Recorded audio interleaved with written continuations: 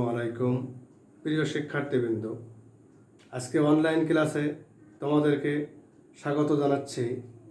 আমি মোহাম্মদ এনামুল হক, সহকারী অধ্যাপক হিসাব বিজ্ঞান, বাংলাদেশ নৌবাহিনী কলেজ, খুলনা। প্রিয় শিক্ষার্থীবৃন্দ, আজকে আমি আলোচনা করব প্রাক নির্বাচনী পরীক্ষার হিসাব বিজ্ঞান দ্বিতীয় পত্রের নবম অধ্যায়। এই নবম অধ্যায়ে আছে ব্যয় ও ব্যয়ের শ্রেণীবিভাগ। এই ব্যয় ও ব্যয় শ্রেণীবিভাগ আলোচনা করতে গেলে প্রথমেই আমাদেরকে জানতে হবে ব্যয় কাকে বলে। প্রিয় শিক্ষার্থীবৃন্দ, আমরা এখন আলোচনা করব ব্যয় কাকে বলে। হিসাব বিজ্ঞানে ব্যয় শব্দটি বিশেষ অর্থে ব্যবহার করা হয়। সাধারণ অর্থে ব্যয় বলতে নগদ অর্থ পরিশোধ বা তার বিনিময়ে কিছু প্রদানকে বোঝানো হয়, কিন্তু হিসাব বিজ্ঞানে ব্যয় বলতে শুধুমাত্র নগদ অর্থ বা তার বিনিময়ে কিছু প্রদানকে বোঝানো হয় না। প্রাপ্ত বস্তু বা সেবার বর্তমান ও ভবিষ্যৎ সুবিধা অর্জনের ত্যাগ স্বীকারকে ব্যয় বলে। প্রিয় শিক্ষার্থীবৃন্দ, এরপরে আমি আলোচনা করব ব্যয়ের ধারণা। এই ব্যয়ের ধারণা আলোচনা করতে গেলে ব্যয় বলতে দীর্ঘমেয়াদী সুবিধা লাভের জন্য ত্যাগকে বোঝায়, অর্থাৎ দীর্ঘমেয়াদী সম্পদ অর্জন করার জন্য বর্তমানে যে আর্থিক ত্যাগ করা হয় তাকে ব্যয় বলে। উদাহরণস্বরূপ কলকবজা, যন্ত্রপাতি, আসবাবপত্র ক্রয়ের জন্য যে আর্থিক ত্যাগ করা হয় তাকে ব্যয় বলে। উৎপাদনশীল প্রতিষ্ঠানে নতুন পণ্য উৎপাদনের জন্য বর্তমান যে ত্যাগ করা হয় তাকে ব্যয় বলা হয়। প্রিয় শিক্ষার্থীবৃন্দ, এরপরে আমরা আসব এই ব্যয়ের বৈশিষ্ট্য। ব্যয়ের কিছু বৈশিষ্ট্য আছে।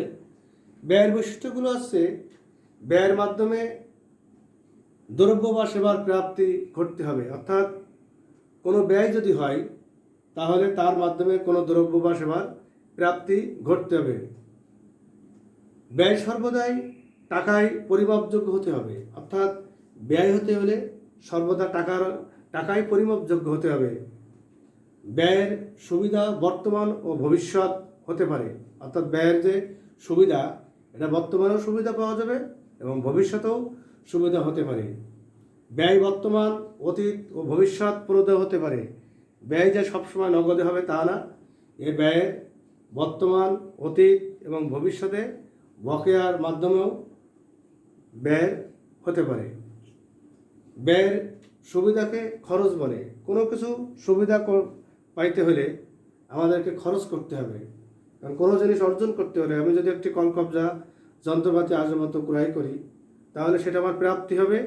তার বিনিময়ে আমাদের কি করতে হবে? তার বিনিময়ে আমাদেরকে কিছু টাকা বা পয়সা খরচ করতে হবে। প্রিয় শিক্ষার্থীবৃন্দ, এরপরে আমি আলোচনা করব ব্যয়, অর্থাৎ ব্যয় শ্রেণীবিভাগ। এখানে একটা চার্ট লেখা আছে, তোমরা একটু খেয়াল করো। প্রথমত এই ব্যয়কে 6 ভাগে ভাগ করা হয়েছে: উপাদান ভিত্তিক ব্যয়, কার্যভিত্তিক ব্যয়, আচরণ ভিত্তিক ব্যয়, কাল ভিত্তিক ব্যয়, নিয়ন্ত্রণ ভিত্তিক ব্যয় এবং সিদ্ধান্ত গ্রহণ ভিত্তিক ব্যয়। এই 6 প্রকার ব্যয়কে আবার বিভিন্ন ভাগে ভাগ করা হয়েছে। প্রথমত উপাদান ভিত্তিক ব্যয়।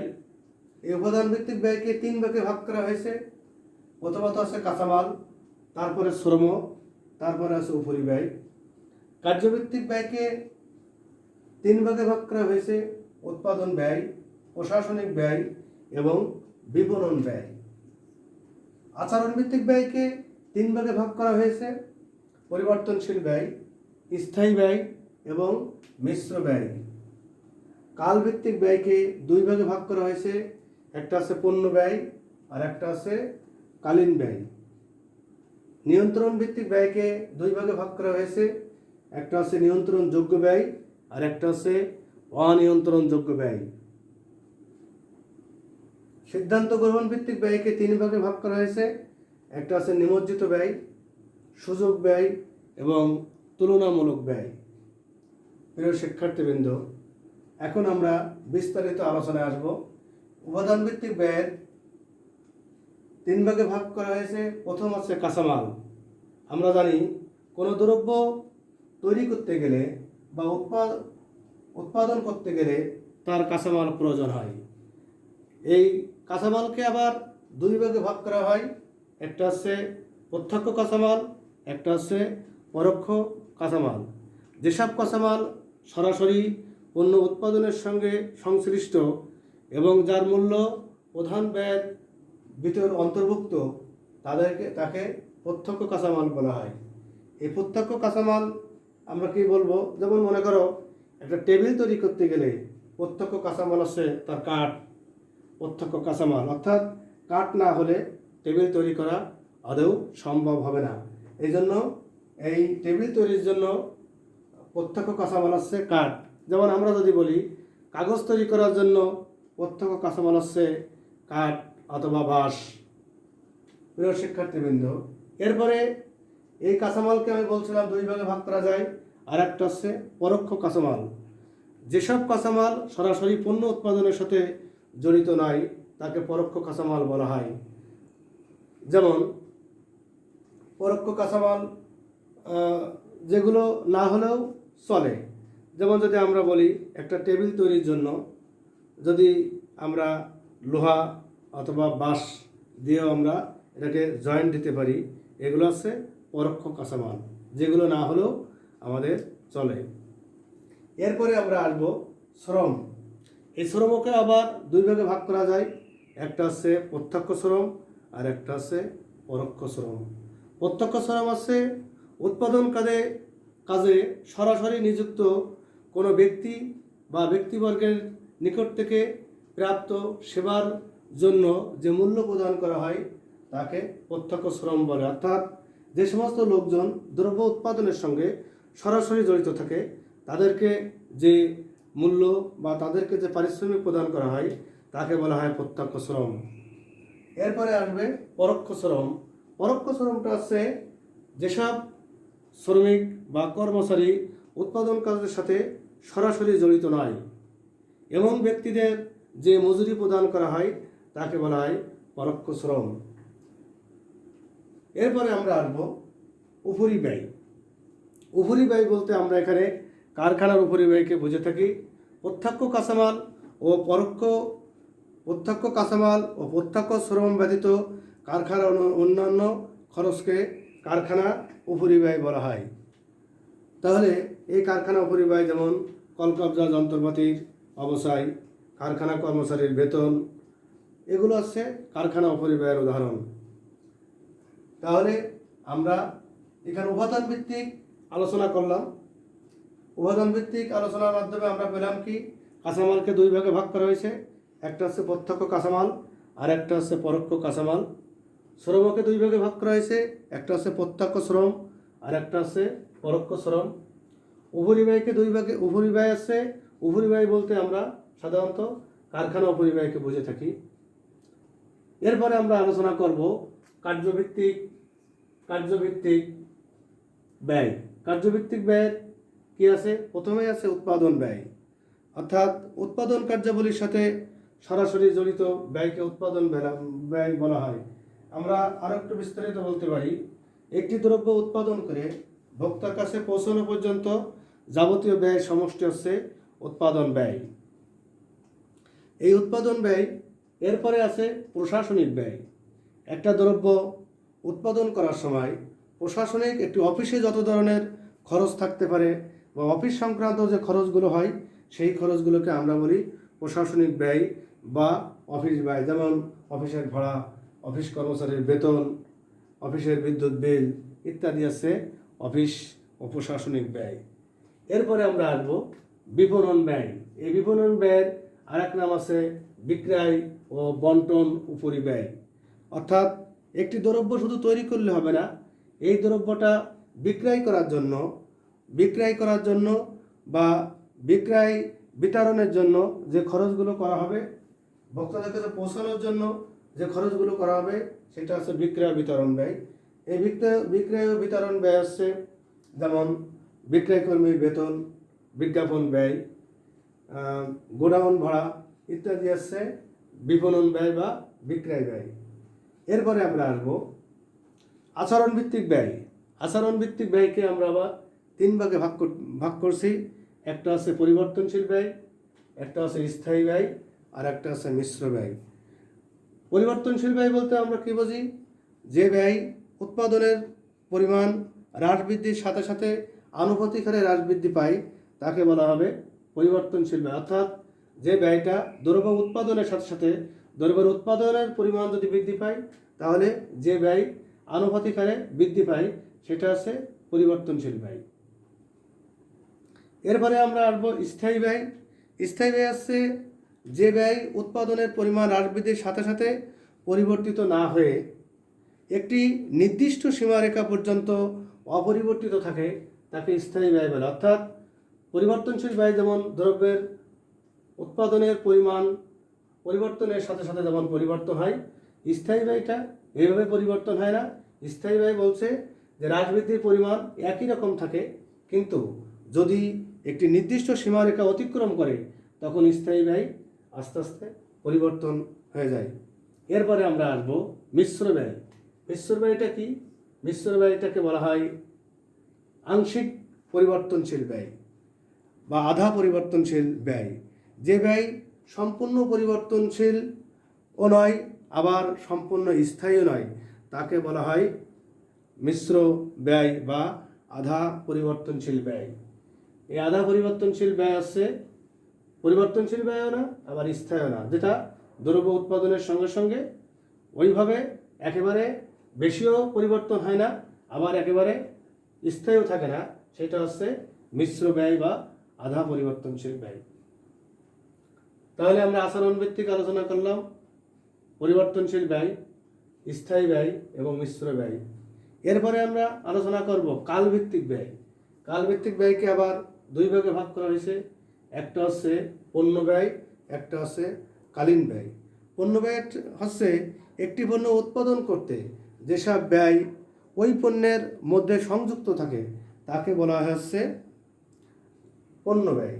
অর্থাৎ একটা পণ্য উৎপাদন করতে যেসব ব্যয় ওই পণ্যের ব্যয়ের মধ্যে সংযুক্ত থাকে অন্তর্ভুক্ত থাকে সেটা হচ্ছে পণ্য ব্যয়। আর কালীন ব্যয়টা হচ্ছে পণ্য বা সেবার মধ্যে যে ব্যয় অন্তর্ভুক্ত থাকে না সেটা হচ্ছে কালীন ব্যয়। এরপরে আমরা আসবো নিয়ন্ত্রণ ভিত্তিক ব্যয়। নিয়ন্ত্রণ ভিত্তিক ব্যয়কে আবার দুই ভাগে ভাগ করা যায়। একটা হচ্ছে নিয়ন্ত্রণযোগ্য ব্যয়, একটা হচ্ছে অনিয়ন্ত্রণযোগ্য ব্যয়। নিয়ন্ত্রণযোগ্য ব্যয় কি? যেসব ব্যয় ব্যবস্থাপনা ইচ্ছা করলে নিয়ন্ত্রণ করতে পারে সেইগুলোকে বলা হয় নিয়ন্ত্রণযোগ্য ব্যয়। অর্থাৎ ব্যবস্থাপনা কর্তৃপক্ষ ইচ্ছা করলে কিছু ব্যয় বা খরচ নিয়ন্ত্রণ করতে পারে, এইগুলোকে বলা হবে হচ্ছে নিয়ন্ত্রণযোগ্য ব্যয়। আর অনিয়ন্ত্রণযোগ্য ব্যয় যেসব ব্যয়গুলো ব্যবস্থাপনা কর্তৃপক্ষ ইচ্ছা করলেও নিয়ন্ত্রণ করতে পারে না সেইগুলোকে বলা হবে অনিয়ন্ত্রণযোগ্য ব্যয়। যেগুলো ইচ্ছা করলেও কর্তৃপক্ষ নিয়ন্ত্রণ করতে পারবে না সেইগুলো। এরপরে আছে সিদ্ধান্ত গ্রহণ ভিত্তিক ব্যয়। সিদ্ধান্ত গ্রহণ ভিত্তিক ব্যয়কে আবার তিন ভাগে ভাগ করা হয়েছে। একটা হচ্ছে নিমজ্জিত ব্যয়। যেসব ব্যয় অতীতে হয়েছে এবং আদায়যোগ্য নয়, অর্থাৎ যে ব্যয়গুলো অতীতে হয়ে গেছে এখন সেগুলো আদায়যোগ্য নয় সেগুলোকে বলা হয় নিমজ্জিত ব্যয় বা সান কস্ট। এরপরে আমরা আসবো সুযোগ ব্যয়। ব্যবস্থাপকীয় সিদ্ধান্ত গ্রহণের জন্য একাধিক বিকল্প হতে সর্বোত্তম বিকল্প নির্বাচন করলে বর্ণিত বিকল্পের মূল্যই গৃহীত বিকল্পের সুযোগ ব্যয় বলা হয়।